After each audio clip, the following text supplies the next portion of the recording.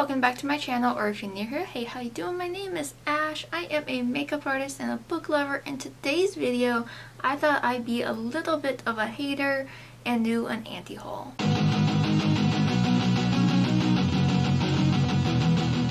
So a quick rundown of what an anti-haul is. It's where I go through some products that I have found mostly via Trendmood, because that is where I get most, if not all, of my new makeup releases info. I really don't pay that much attention to makeup releases. I really don't. But anyways, you just talk about the products that you saw that caught your attention but that you don't necessarily want to buy. And I'm not doing this video to be rude or anything. I am just on like a very strict no buy, because I am trying to buy a house with my husband and pay off some debt. Mostly buy a house because we're sick of where we live and we want a house, not an apartment. So this is just kind of poking fun at some things. Some things I might dig in a little bit because of who it's by, but it's, you know, no harm, no foul. If you like these products and you want to pick them up, by all means pick them up. And just because I say I'm not going to buy them doesn't mean I'm not necessarily in the future not going to buy them. I am not the original creator of this, and I am off the top of my head not sure who is the original creator of this sort of video. I will find that information and put it in the description below. So I have about 9 new releases that I want to talk about, so let's just get started. I'm going to scooch over a little bit. I'm going to look a little bit more blue.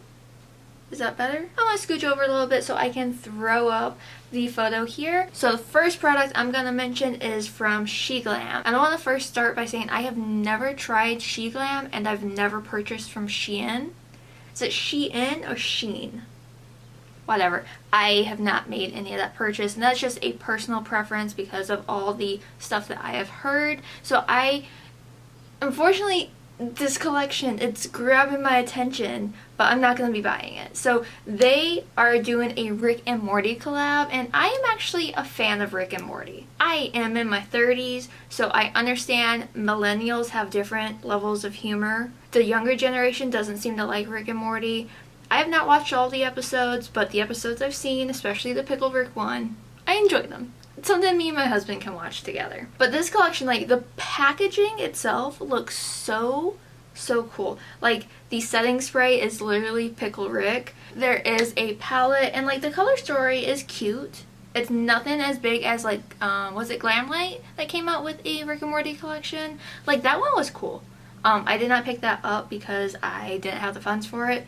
And yeah, the lip glosses look really cool because the tops are all the heads of the family. There is a Mr. Meeseeks. There is the brain. Is that a blush? The blush looks so interesting because it's literally like a brain. And the marketing, like, I like that. I like the marketing. I think it's funny. I think it looks cool, but it's just not something I'm interested in buying because I'm not interested in SheGlam. Now, if they ever reach out to me and they want to send it to me, maybe I try it, but I'm not off the top of my head sure if SheGlam is cruelty-free. If they are or are not, I will throw it up on the screen. But packaging alone, A+ on that, but I am just not interested in trying SheGlam. But if you tried the brand, let me know if it's as good as people say it is, or are they just like being paid to say it's good, because like I don't know who to trust when it comes to like SheGlam and sites like that, because I don't know, I get an icky feeling with it. This next collection is from Profusion, and it's a matcha collection. I don't drink tea, but I will say I have tried matcha before and I absolutely did not like it. I don't know if because I'm not a fan of tea, I don't like it, or if I just got like a bad batch of matcha. I don't know. Either which way, I tried it, it was disgusting, and I never went back to it. But this collection is going to be fairly cheap because it is Profusion, and I do like Profusion. Like, I like some of their products. I'm not a hater on that brand at all. But you get like highlighters, some brushes, a palette, a cup with lashes in it. Like, that's actually, like, it's cute, okay? There's a 10-pan eyeshadow palette. It comes with a brush, but there's like one shade in there that I'm just like, I don't like the way that looks, the split pink and white. Weird. But like, it's cute, but like, is it necessary? The color story isn't anything special. The packaging, like the outer box and everything, looks cute, but overall it's just not that impressive. And yeah, I'm just not gonna get it because I don't like tea. And every time I go to Walmart, which I go to Walmart basically every 2 weeks for groceries, and I always look in the makeup section and they never ever restock Profusion, so I never ever get to see any new launch for pretty much any brand at my Walmart. It is really bad. Next up is a palette from Danessa Myricks, and I am very, very, very interested in trying this brand more. I've only tried a couple products from them, but there's something about the layout of this palette that I don't like. It is their new Love is Love all over face palette. It's gonna be $65. This one, the layout, obviously it's not the best picture that Trend Mood has up right now because it's like a sneak peek, but I don't like the layout. I don't really like the cover. Like Love is Love, I think it's gonna be something for June and Pride Month. You know, a lot of the companies come out with to show their support, but it is what it is. I like the colors in it. It's the layout. It's the layout that is getting to me. I don't like it, like, at all. But I am interested in trying this brand, just definitely not that. Next is a collection from Natasha Denona. This is the golden palette and the highlighter and a gloss, and this just looks very, very boring. I will say for Natasha Denona, I have used her palettes before and they are good, okay? I won't knock it. I've used Natasha Denona on my wedding day and I loved it. And one thing I will commend her on doing is not doing those giant palettes that are gonna cost you almost $300. That was ridiculous. These smaller palettes that she does are $69, which is great. But then the cheek trio is $55 for a cheek, and then a gloss for $29. Pretty sure she's done similar color stories to this. At this moment, I'm not seeing swatches of it, so I can't compare it fully to anything else, but I don't own any Natasha Denona products anymore, and it's not saying I wouldn't in the future, but I don't know. I just don't gravitate towards like these golden warm tones. Like, I want palettes that have color and variety. A lot of these shades look very similar. They're gonna appear pretty similar on definitely my skin tone. I'm not gonna see too much of a difference. I feel like a palette like this, you can be versatile with it, but only minimally. I personally like palettes that have a wide range of colors, or the color story has to be just insanely unique. Insanely unique. But this one just, it's not giving me what I want, and that's okay. I don't have to buy it. I'm not in the mindset anymore where I have to buy every new thing. Can't believe I was ever like that though. This next one, I really want to know who is spending the money on a $75 blush. This is a blush and a bronzer from the brand Shanta Kai. I'm pretty sure that's how you say it. I could be wrong. This is a really expensive luxury brand, and they're known for very expensive stuff. Like the bronzer is $82, the blush is $75, and the sheer lipstick, a sheer lipstick, is still gonna be $36. $36 for a sheer lipstick? If I'm spending almost $40 on a lip product, it better have color, longevity, be comfortable, and I'll pay my taxes. Like, it has to do something more to be worth that much money. Now, I know people that have tried this brand have raved about it, but honestly, just on a personal standpoint, I don't ever see myself spending that much money on one thing like a face product. Obviously, like an eyeshadow palette is a different story, especially with indie brands coming out with like some really special unique color stories and formulas and shimmers, and just like I love that. I will spend the money on that. But something like this, no. One thing I will say about that though, I do like how the powders are pressed. I think that looks really pretty, but that goes away if you use it a lot. Right, and this next product is from Kylie Cosmetics. She has some lip glosses coming out, which, you know, they do not look that special. But then again, I don't really pay that much attention to Kylie Cosmetics. I did try a few of her products like way back when like they first launched, and I have since gotten rid of literally everything because I wasn't that much of a fan of it before. And like, I'm not big into like reality TV stars, so I don't follow like the Kardashians, the Jenners, or anybody like that. So I know who they are, but I just don't care who they are. I've just never seen anything really special come out of Kylie Cosmetics, and like she's known for like her lip kits, I know, and honestly the lip kits weren't bad. The lipsticks were, you know, a little bit on the drying side, but that was, you know, literally the time period, like everything was like super matte and super drying. And like the lip gloss colors are pretty, they're just not unique, but I can understand why she's coming out with colors like that, because that, like when she's photographed and when she's out, does she model? Or is she not? She's not the one that models. I really don't care.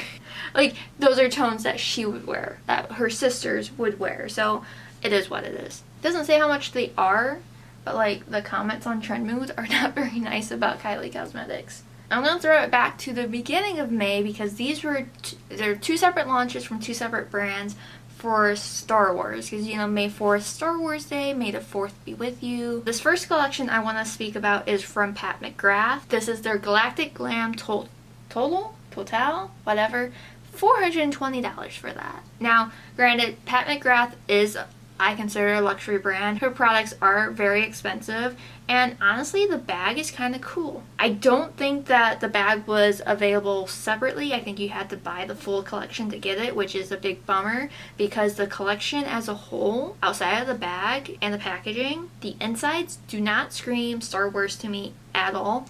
And this is coming from someone who barely knows anything about Star Wars. I've just never been a Star Wars fan, but even so, like, this collection just doesn't seem that, I don't know, well thought out. Like, these honestly look like palettes that she has already and she just slapped new packaging on. I'm pretty sure she's done that before. I don't remember with which collection. There's a whole thing that people are talking about that, but like the color stories are just like boring. And I've seen, like, with a lot of her recent launches, it just looks so repetitive to what she does. And like, I remember when she first launched and people were like really into what she did, and then like she just kept doing it over and over and over, and like nothing was changing, nothing was different. And I've never been interested in this brand just because of how everything is presented. I just don't like the choices in color stories, and I don't like the price tag, but also the brand is not cruelty free, which is very disappointing, because like, come on, it's 2024, be cruelty free.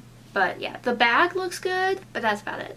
And this other collection is also Star Wars themed. I don't know this brand. This is the Hotel collection in collaboration with Star Wars, and I believe that these are all fragrance oils. People spend that much on oils? Like, the car diffuser is $120, almost $150 with the scent, and just the oil is $30. What? That's so expensive. I also don't use fragrance oils, so I don't know. Is that like the same thing as like essential oils? The packaging doesn't look bad, but again, it just seems like, I don't know, just a ploy. There's also room spray. It just seems like, you know, jumping on something just to make a quick buck, which I don't even know if anybody like bought these. Maybe I'd be more into it if I was a Star Wars fan, but as of right now, it's kind of weird.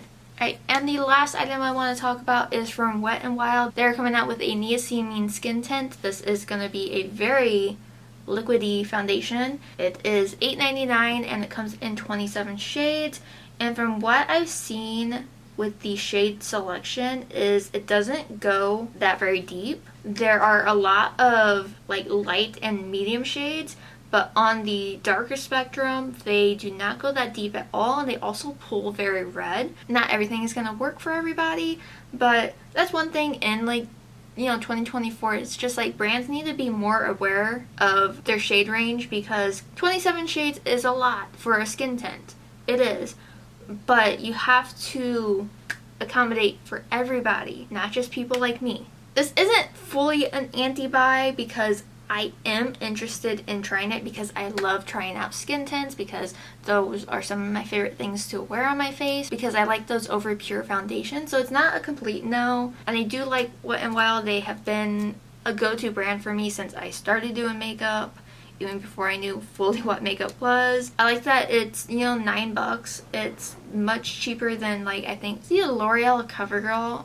One of those two, they have like a foundation that's like $20, because like $10 more you can buy like a pretty good like higher end one. But yeah, That was Wet n Wild. But that is my anti-haul. I like to end these anti-hauls with one thing that I am probably gonna buy because I am very interested in that. This product I want to share is from Wicked Widow Beauty. It's like a tongue twister for me to say, but they collabed with The Crow, and the palette itself, like, I'm more interested in like the palette than anything else.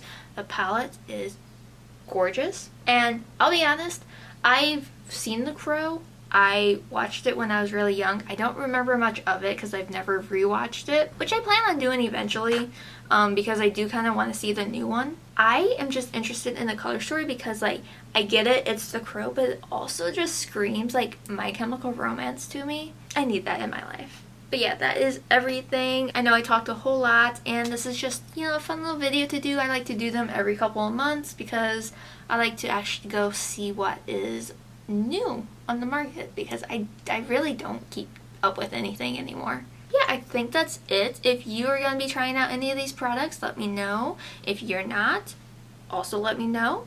Or let me know what something that you saw that's coming out that you're like, just heck no, not getting. Let's have a conversation. But I am going to wrap up this video, so thank you so much for watching. If you want, you can follow me on my other socials. I'm artistryxashh everywhere. But if you want more book content, I am Ashley with 2hs.reads on TikTok and Instagram. Please give this video a like if you like it. Don't forget to subscribe. Once again, thank you so much for watching. I hope you have an amazing day or night whenever you're watching this, and I will see you all in my next video. Bye!